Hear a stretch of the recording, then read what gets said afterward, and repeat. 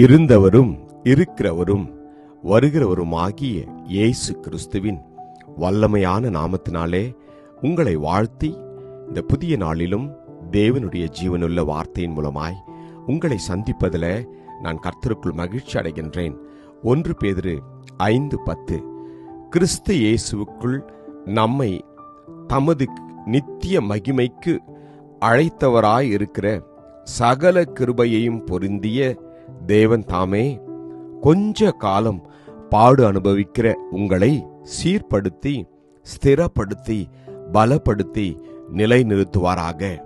Amen. But may the God of all grace, who called us to his eternal glory by Christ Jesus, after you have suffered a while, perfect, establish, strengthen and settle you. Amen. கர்த்தருடைய நாமம் மகிமைப்படுவதாக.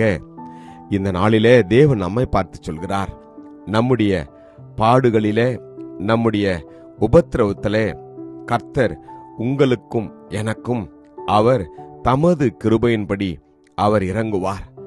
நம்முடைய வாழ்க்கையில் வருகிற பாடுகள் நம்முடைய வாழ்க்கை முழுவதுமாக நம்மை தொடர்வதில்லை. நாம் சந்திக்கிற இன்னல்கள், நம் வாழ்க்கையில நமக்கு ஏற்படுகிற துன்பங்கள், வேதனைகள், வியாதிகள், அவைகள் கொஞ்ச காலம் மாத்திரம்தான். தேவன் நம்முடைய வாழ்க்கையில அனுமதிப்பதற்கு ஒரு நோக்கம் உண்டு. ஏன் தெரியுமா? நம் ஒவ்வொருவரையும் அவர் சீர்படுத்தும்படியாய், நம்மை ஸ்திரப்படுத்தும்படியாய், நம்மை பலப்படுத்தும்படியாய், தேவனுடைய வார்த்தையில் நிலைத்திருக்கும்படியாய் கர்த்தர் இவைகளை நம்முடைய வாழ்க்கையில அனுமதிக்கிறார். ஒருவேளை நீங்கள் பாடுகளின் வழியாய் நடந்து கொண்டிருக்கலாம், வேதனையின் வழியாக நடந்து கொண்டிருக்கலாம், வியாதியின் வழியாக நடந்து கொண்டிருக்கலாம், உபத்திரவத்தின் பாடுகளிலே நீங்கள் அகப்பட்டு கொண்டிருக்கலாம். ஒன்று மாத்திரம் நிச்சயம், கர்த்தர் உங்களை அவர் விடுதலை பண்ணுவார். உங்களுக்கு அவர் நிச்சயமாய் சுகத்தை கொடுப்பார். உங்களை அவர் பலப்படுத்துவார். ஏன் தெரியுமா? நாம் தேவனுடைய சித்தத்திற்கு நம்மை அர்ப்பணிக்கின்ற போது பாடுகள் உங்களுக்கும் எனக்கும் வருவதற்கு ஒரே ஒரு நோக்கம் என்ன தெரியுமா?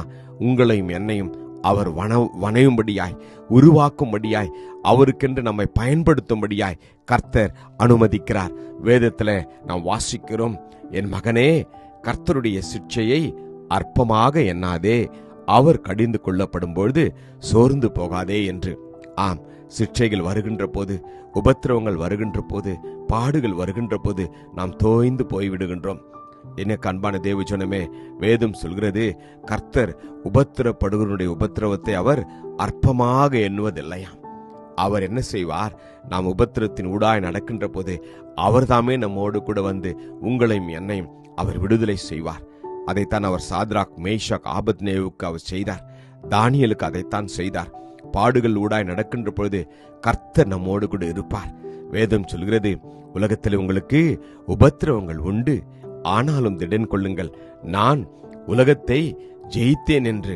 ஆம், கர்த்தர் எவனிடத்தில் அன்பு கூறுகிறாரோ அவனை அவர் சிட்சித்து தாம் சேர்த்து கொள்கிற எந்த மகனையும் தண்டிக்கிறார் என்று பிள்ளைகளுக்கு சொல்லுகிறது போல உங்களுக்கு சொல்லியிருக்கிற புத்திமதியை மறைந்தீர்களோ என்று கர்த்தர் சொல்கிறார்.